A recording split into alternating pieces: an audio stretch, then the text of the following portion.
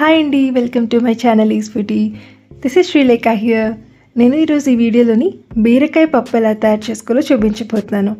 Andhra style బీరకాయ పప్పు. ఇంకా ఆలస్యం చేయకుండా చూసేద్దాం. సో అరౌండ్ మనం 1 ఫుల్ కప్ బీరకాయ ముక్కలు తీసుకోవాలండి. ఇలాగా సో నిండుగా బీరకాయ ముక్కలు ఇలాగా ముక్కల్లా కట్ చేసుకొని పెట్టుకొని ఉంచుకోండి. అలాగే 3/4 కప్ పెసరపప్పుని వాష్ చేసుకొని పక్కన పెట్టుకోండి.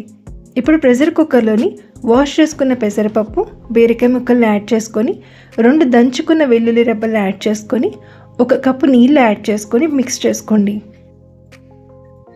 ఇప్పుడు అందులోని చిటికెడు పసుపు యాడ్ చేసుకొని ప్రెషర్ కుక్కర్ మూతని ఫిట్ చేసుకొని 3 విజిల్స్ వచ్చినంత వరకు కుక్ చేసుకోండి.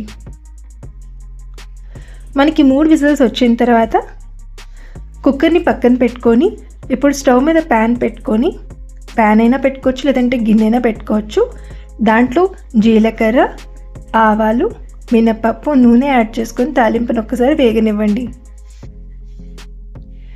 ఇప్పుడు అందులోనే ఒలుచుకున్న వెల్లుల్లి రెబ్బలను యాడ్ చేసుకోండి. సో వెల్లుల్లి మీరు ఎక్కువ వేసుకున్నా పర్వాలేదు. ఇప్పుడు అందులో పచ్చిమిరపకాయ ముక్కలు, ఎండుమిరపకాయ ముక్కలు, అలాగే కొద్దిగా కరివేపాకుని యాడ్ చేసుకొని తాలింపుని వేగనివ్వండి. తాలింపు వేగిన తర్వాత కొద్దిగా నీళ్ళు యాడ్ చేసుకొని మిక్స్ చేసుకోండి. ఇప్పుడు మనకి ఆల్రెడీ కుక్ చేసుకున్న బీరకాయ పెసరపప్పుని ఒకసారి గరిటెతో కలుపుకొని దాన్ని కూడా మనం పెనంలోకి యాడ్ చేసుకోవాలి. నేను వీడియోలో చూపిస్తున్నాను కదా అలాగా. అదే కుక్కర్లో కొద్దిగా వాటర్ యాడ్ చేసి మిక్స్ చేసుకొని దాన్ని కూడా యాడ్ చేసుకోండి. ఇప్పుడు అదంతా కూడా బాగా మిక్స్ చేసుకొని అందులో టేస్ట్కి సరిపడినంత సాల్ట్ యాడ్ చేసుకొని సిమ్ ఫ్లేమ్లోనే 5 నిమిషాల పాటు మగ్గనివ్వండి. మనకి 5 నిమిషాలు మగ్గిన తర్వాత ఒకసారి బాగా మిక్స్ చేసుకొని కన్సిస్టెన్సీని చెక్ చేసుకోండి. అంతే, బీరకాయ పప్పు అనేది రెడీ అయిపోయింది.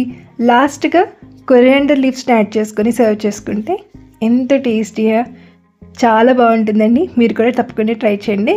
లైక్ చేసుకోండి, సబ్స్క్రైబ్ చేసుకోండి, కామెంట్ చేసుకోండి. By by.